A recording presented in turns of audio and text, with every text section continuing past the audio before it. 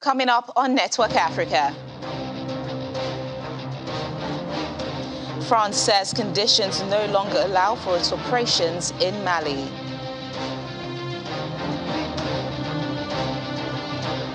Ethiopian Parliament lifts state of emergency in the country. Plus,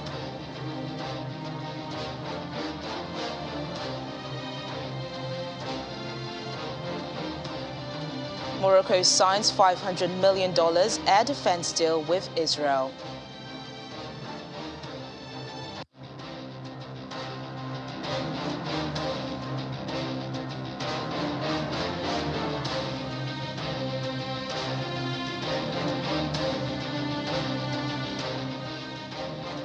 Hello and welcome to the program. I'm Tenyola Shoboale.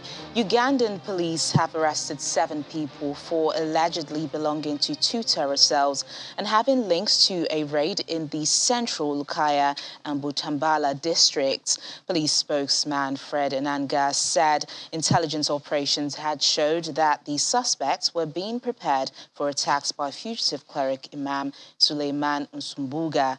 The arrest follows a police raid on 2 hideouts of suspected terror cells. Mr. Nsumbuga escaped a raid to his hideout in the central Wakiso district last year. Mr. Enanga said police were working to dismantle any regrouping cells following sustained crackdowns after militant attacks in October and November 2021.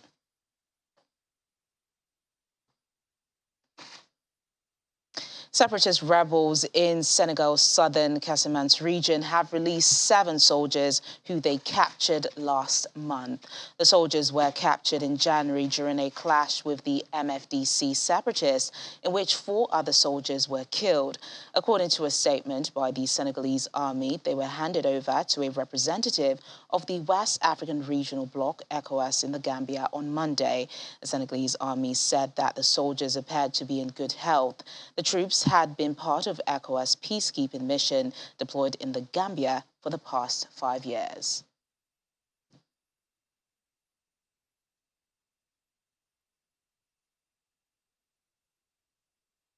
Now, France has said that conditions are no longer in place to continue the fight against Islamist militants in Mali.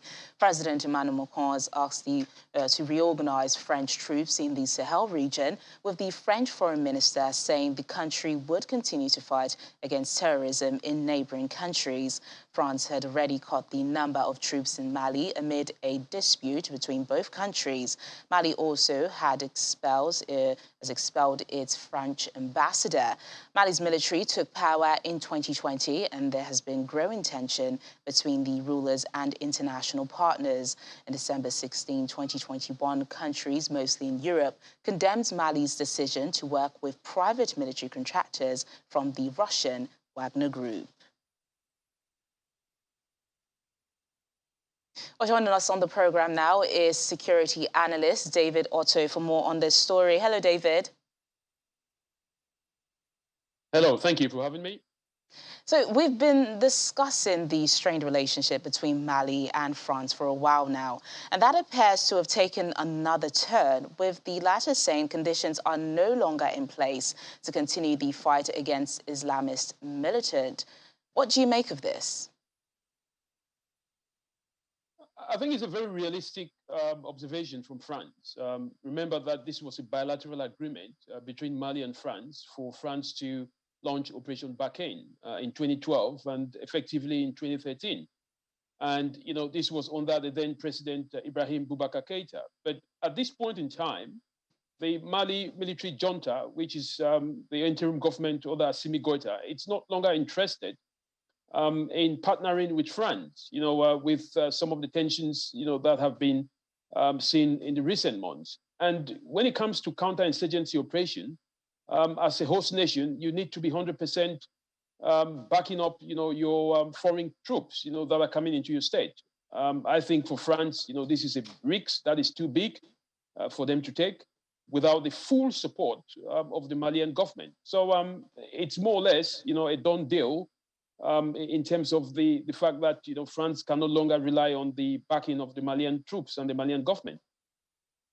Well, while the fight in Mali, as they've said, is, suspended, the French foreign minister says the country would continue to fight against terrorism in neighboring countries. But what impact would this have on the fight against terror as a whole? I think what the French foreign minister is referring to is the fact that there is a fight. There's a French presence, not only on that Operation Bakin, which is has been there so much, around the Liptako Goma region. But there's also looking at the Operation Takuba, which is sponsored by the European Union. Now, it is very difficult to engage in one region due to the porosity of the borders without engaging in the other. So I think, you would have that ripple effect, of the fact that even if the French do not have the backing of Malian troops, it will be very challenging. And sooner rather than later, they would also lose, the confidence of countries like Burkina Faso, which is going through the same military coup situation. So I don't see how much, time, France will survive, in the region, under this situation. You need a full backing of each and every state in order for your troops to be safe. And I don't think, the troops are safe, if they don't have that full backing. Amid this rise in coup, like we've seen France pulling out totally, is there a likelihood that other allies could do the same? Yes, I mean, it depends on the agreement. We've seen the Malian government asking the Danish troops to pull out of Mali. And, I'm sure that other European states, will do the same. But remember, there is a vacuum that will be created. And from what I understand, there is a bilateral agreement between Russia and Mali to fill that vacuum. Sources on the ground are already saying that Russia has already deployed its forces to some of the areas where the French troops have vacated. So I think Mali, what they're doing is they're replacing one operation with another. I don't think they're leaving any space, uncovered. So it's more or less a geopolitical warfare here, whereby, as Russia is experiencing trouble in other areas like Ukraine, with, NATO forces, trying to buy into the Ukraine space, I think Russia is also picking the pocket, of NATO members in the Sahel. And Mali is a good example of that. And speaking of the role of Russia or the presence of Russia here, we have to remember the Wagner Group as well, which has raised some controversy recently. What impact or what do you make of the Wagner's group's presence in the region? Do you think this could in any way put the region more at risk? I think what we have to be very clear and crystal is the fact that there is no group that exists, as the Wagner Group. There's no organization that is registered in that name, and the Russians have made it very clear, and that Wagner Group doesn't exist, except in the mind of those who say it does exist. We heard the same rhetoric which was talked about in the case of Central African Republic. What is very clear in terms of the relationship between Mali and Russia, but also Central African Republic and Russia, is that there has been a bilateral agreement between those two states. Now, this whole idea that there is some Wagner group, operating in Mali, is not something that has been substantiated by anyone. So it's more or less, calling a bilateral agreement between Russia and Mali some kind of a militia or, some kind of contractors, but this is more or less a war between the West and the East, as opposed to some kind of a religion ground. What we know is that Mali has signed a bilateral agreement with Russia to help in counterinsurgency operations. All right, then, security analyst David Otto, thank you so much for your thoughts on the program. Thank you. Moving on now, Ethiopia's lower house of parliament has approved with a majority vote a resolution to lift a state of emergency ahead of its expiration date. It follows the proposal by Prime Minister Abiy Ahmed's cabinet last month to end the emergency period. The emergency decree was passed in November last year for 6 months as an alliance of rebel forces, including the Tigray People's Liberation Front, advanced towards the capital Addis Ababa. The government has cited an improved security situation and the economic cost of the decree as the reasons for its decision. While intense fighting between government and the Tigray rebels has reduced, armed attacks and armed confrontations have continued in the Afar region, Tigray's eastern neighbor. About 12 to 14 million people in Ethiopia, Kenya, and Somalia are facing very high levels of acute food insecurity as a result of the drought in the East African region. Director of Emergencies and Resilience at the UN Food and Agriculture Organization says the drought situation in the Horn of Africa is on the brink of catastrophe, and there is a narrow window for urgent action to prevent a worst-case scenario. 3 consecutive failed rainy seasons have resulted in failed crops and massive deaths in livestock.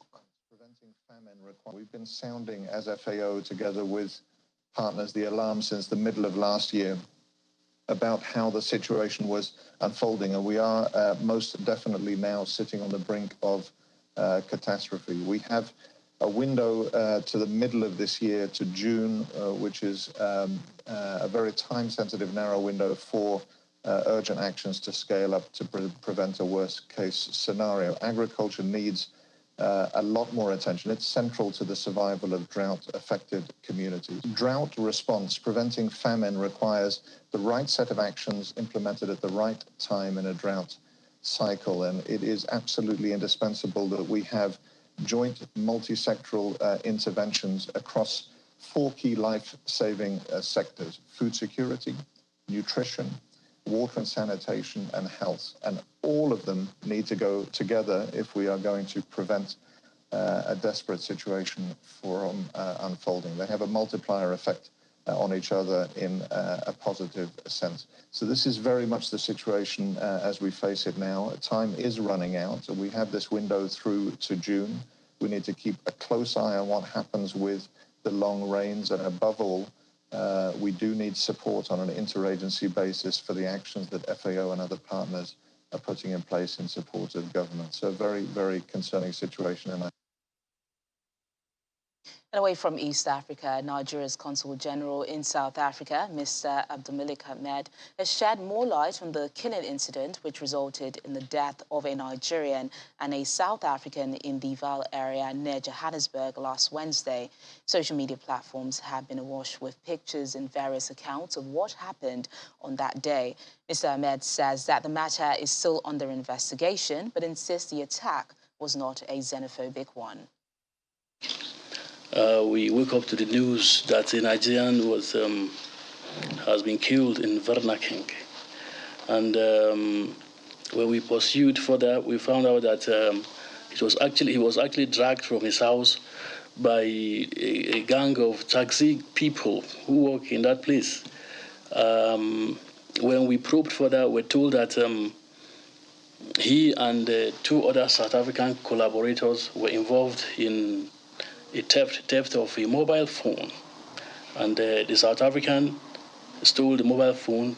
It was alleged, and then he bought it, and then unfortunately the taxi people, in a bid to either recover the phone or meet punishment, went as far as grabbing him from his house, where he was taken to the taxi rank, tortured, beaten, and then eventually he succumbed to his injuries. We also learned that one of the South African accomplices in the matter also later died. That was what happened. It's an unfortunate development, and following which Nigerians rose up in anger and wanted to retaliate. They tried to assemble, and then we had to quickly rise up to the occasion, visit the community, address the Nigerians to calm affairs, and to tell them that the case has been taken up by the law enforcement. I won't think the Nigerian was targeted. I want to believe that it is because the matter it was related to a crime, a criminal activity, and then unfortunately the taxi people took it upon themselves, acted illegally by going to the house to fetch the guy and then treated him the way they did. I don't think the guy was targeted, but they were probably more interested in arresting crime and then getting to the bottom of the matter as to who stole the phone and then how that went about. But basically, that wasn't their responsibility anyway. The responsibility to fight crime lies with the police. All they needed to do was to simply report the matter to the police and then follow up. That they did not do. That was high-handedness on their part. They had no obligation, they had no responsibility as far as crime and crime prevention was concerned. Still to come on the program. We step into the iconic home of South Africa's first black president, Nelson Mandela, as it opens up as a luxury hotel. More in a moment. Please stay with us. Thanks for staying with us. The trial of a Kenyan lawyer accused of bribing prosecution witnesses of the International Criminal Court is due to begin in The Hague.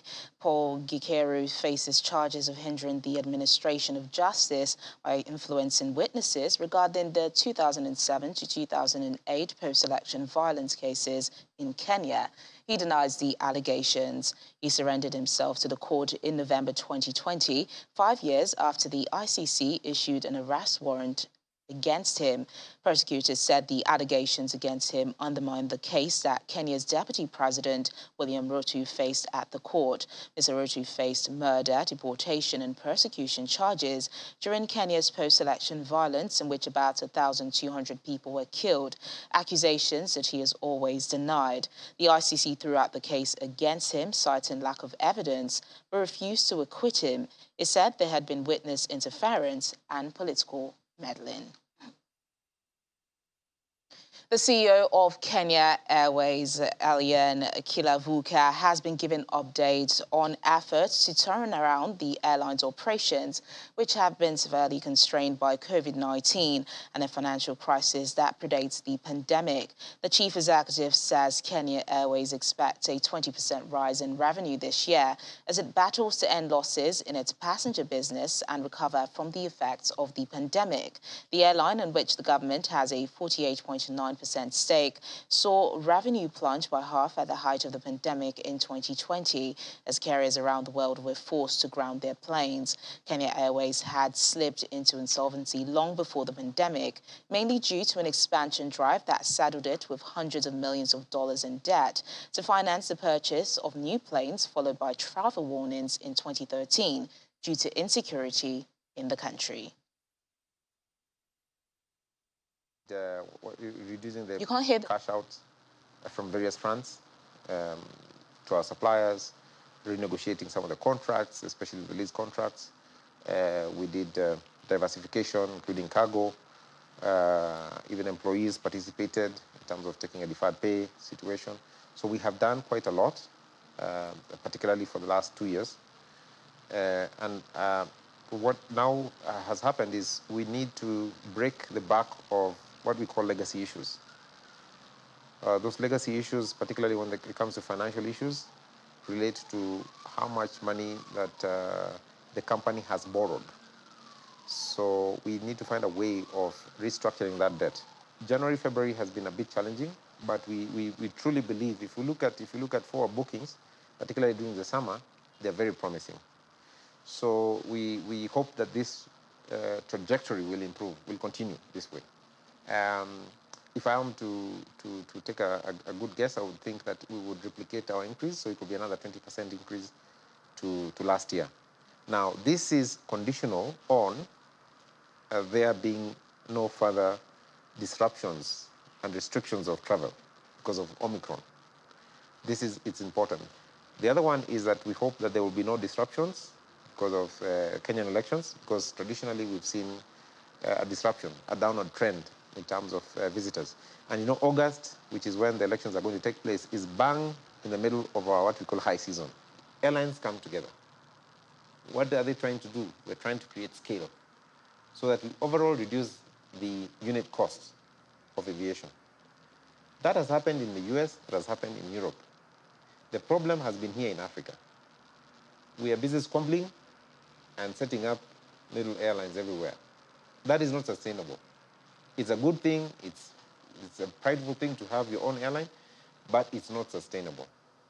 So the thinking behind our relationship, our partnership between us and South African Airways is what we call consolidation, not merger. Because merger means that you come together and form one airline. That's not what we want to do, because we believe there's a place for Kenya Airways and there's a place for South African Airways. Israel has clinched a $500 million deal to supply Morocco with an air defense system. The contract with Israeli Aerospace follows the signing last November of a memorandum of understanding on defense collaboration by the two countries. Morocco agreed to normalize relations with Israel in a U.S. brokered deal late in 2020. Dozens of refugees are protesting in Tunisia, complaining about their treatment and demanding to be evacuated. The migrants, mostly from Sudan and sub-Saharan countries, held a sit-in in front of UN offices in the southern port of Zaziz. Some held up banners reading, "Stop the violence against us." The Tunisian Coast Guard intercepted nearly 20,000 migrants trying to cross the Mediterranean to Europe during the first 3 quarters of last year. And on a lighter note, looking for a chance to walk in the footsteps of Nelson Mandela, look no further than Sanctuary Mandela, a former residence of South Africa's late president and anti-apartheid icon in Johannesburg, which has now been turned into a boutique hotel. Opened in September, the hotel promises guests a blend of tranquility, heritage and mindful experiences, including a fine dining restaurant that serves dishes inspired by Mandela's favorite meals. Let's take a look. To preserve and honor the legacy of South Africa's iconic leader, Nelson Mandela, his home, which was a symbol of his presidency and struggle against apartheid, has now been transformed into a luxury hotel. Sanctuary Mandela, as it is now called, was the former president's first home in Johannesburg after being released from his 27-year-long imprisonment. Surrounded by lush gardens, the property has 9 rooms that can accommodate a total of 18 guests. The walls are also covered in memorabilia, paying tribute to the global icon. You couldn't go wrong with that when you give him vegetables, but it must be a variety of vegetables because he will tell you that put color, there must be color of the vegetables on the plate. Then he loved and he liked very much oxtail stew, of which right now here we are having a vegetable, we are having a ravioli taken from the oxtail stew. So we made it a ravioli. So that one, 3 days in a week, you must have oxtail in his house with sam and beans, that is umusho in our language. The property was designed to be a space of reflection and tranquility, and it offers guests an opportunity to connect and intimately experience Mandela's hospitable nature. Mandela lived on the premises between the year 1992 to 1998. It feels so good. It feels so, I don't know what words I feel so honored. I must say I feel so honored that they still remember that this is the person that can take us to where Dada used to come from. After enjoying lunch at the Sanctuary Mandela, dinner guest Lyndon Matabane listed the reasons she loved the red roof Spanish villa-styled hotel, which opened late last year. The place is divine. Whoever came with this concept, I wouldn't have thought something like this, and everything is beautiful. The people, the service you receive here, everything is just to the tops. And yeah, as she said, the feeling, it's like you could feel Mandela's presence somehow in this place. And as I was going around the tour, you know what, I could feel something that this man, you know, even though he passed on, but he still lives, he's still around us. Mandela's dream of a more equal South Africa remains aspirational, as the design of the hotel is a blend of South Africa's rich history, while still maintaining modern and glamorous look and feel. And finally on the program, in Egypt's canal city of Port Said, Egyptians gamers can now enjoy playing while in their cars at a new drive-through PlayStation spot. This spot offers a private gaming experience for many fans. Take a look. Why go to a crowded store to play PlayStation when you can do so from the comfort of your own car at a new drive-through gaming spot in the Egyptian canal city of Port Said? Parents with their children, couples and friends can simply drive their cars in front of a screen mounted on a wall and start playing. From the driver's seat or passenger seat and with controllers in hand, Egyptians are lining up to comfortably carry out this popular pastime. You arrive, play inside your car, not needing to worry about anything. You get in your car, come here to play while still in your car, and after playing for a while, eating, drinking, you can go home. The whole while you were in your car, I came up with the idea of wanting to play PlayStation while in my car, and I had a sit down with some of my closest friends. From here, each of us had an idea which brought the place to life. Salim, along with his closest friends, designed the entire experience playthrough that opened to the public in an attempt to ward off the crowds who usually frequent other gaming shops. I, for one, love my car, and here I am, sitting in it, playing FIFA or any other PlayStation game. So, it's very enjoyable. This way, it's just more comfortable. Set up to rent by the hour for 50 Egyptian pounds, Playthrough has received around 30 cars a day since opening. Definitely looks like a lovely experience. And that's the program today. Thank you so much for watching. I'm Tenyola Shoboale.